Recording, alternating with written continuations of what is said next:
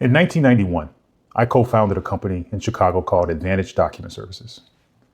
We did litigation support, document management for law firms, reproducing, bait stamping, indexing, and distributing tens, sometimes hundreds of thousands of pages of evidence, sending them to opposing counsel, co-counsel, courts, sometimes in other jurisdictions entirely. It sounds unglamorous? It wasn't.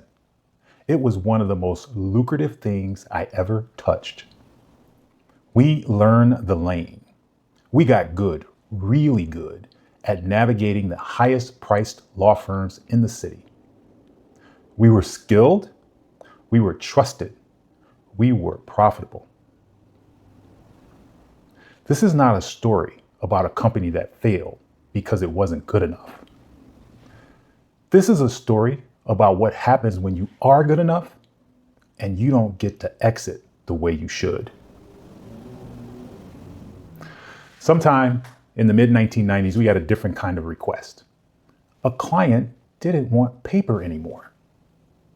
They wanted the same documents scanned, delivered on a CD. I mean, paper in, more paper out, that was the business. Now it was becoming paper in, digital out. And for a while, it was chaos, every combination running at once. Paper to paper, paper to digital.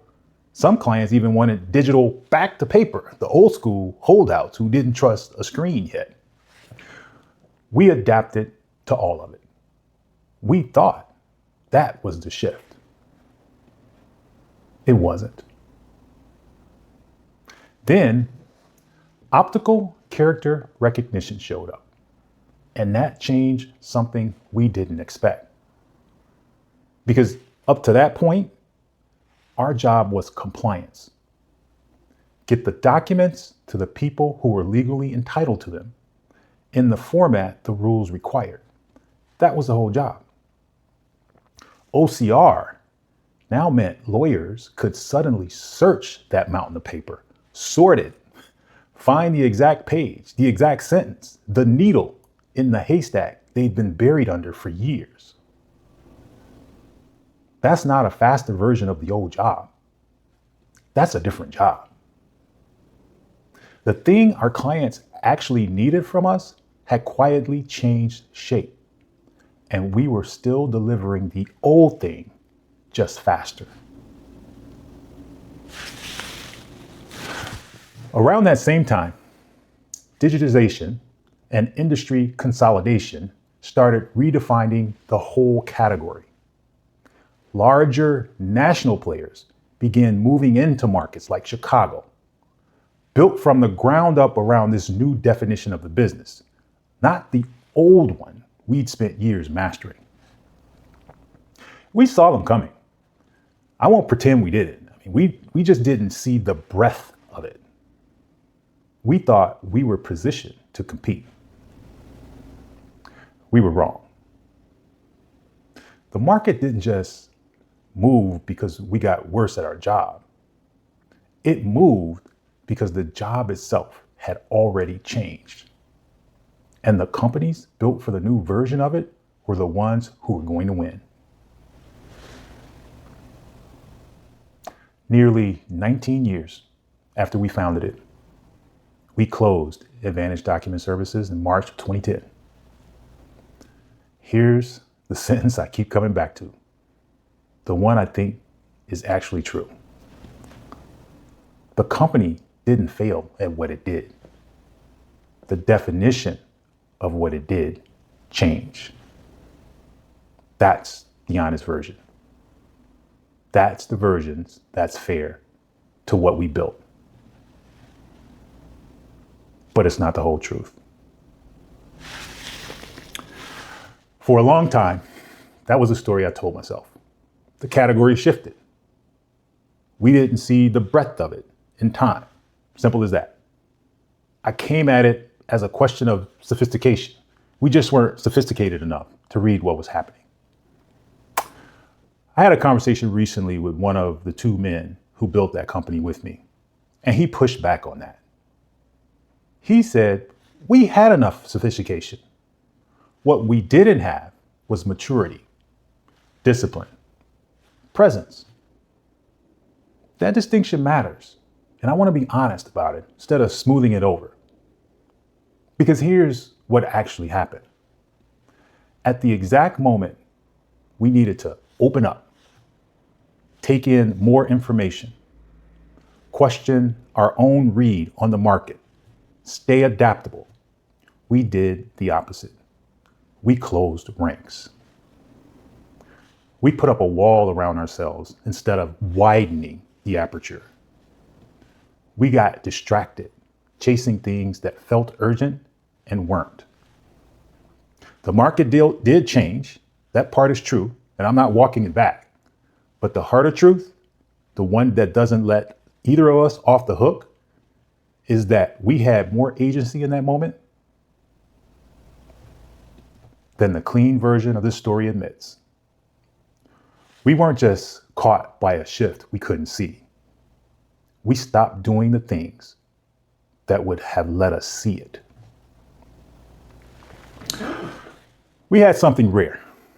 And looking back, I don't think we understood how rare it was until we didn't have it anymore. The paper, the whole document business, that was never the real asset. That was the vehicle. The real asset was the three of us, the trust between us, the client relationships we built by hand, the resilience we had, and the fact that together we could have pivoted into almost anything. There was a guy who walked onto that sales floor every morning and say, if you need some energy, plug into me. I got plenty. And he meant it. That energy is what got the whole thing off the ground in the first place. Before we had clients, before we had a name that meant anything, we had that. Then there was something one of my co-founders used to say almost every single morning for years, through some genuinely hard stretches. The lights came on. This day is going to be great. And not because the day was going to be easy, because he decided before he knew what the day held that it would be good anyway. That's not a slogan. That's what it actually took to keep showing up. And from our part, the thing I knew at my core, especially when things got hard, was this wasn't over until we said it was over. Nobody outside the three of us got to decide when we were done. We did. Energy, discipline, refusal to quit. That's what we had. That's the thing we didn't protect.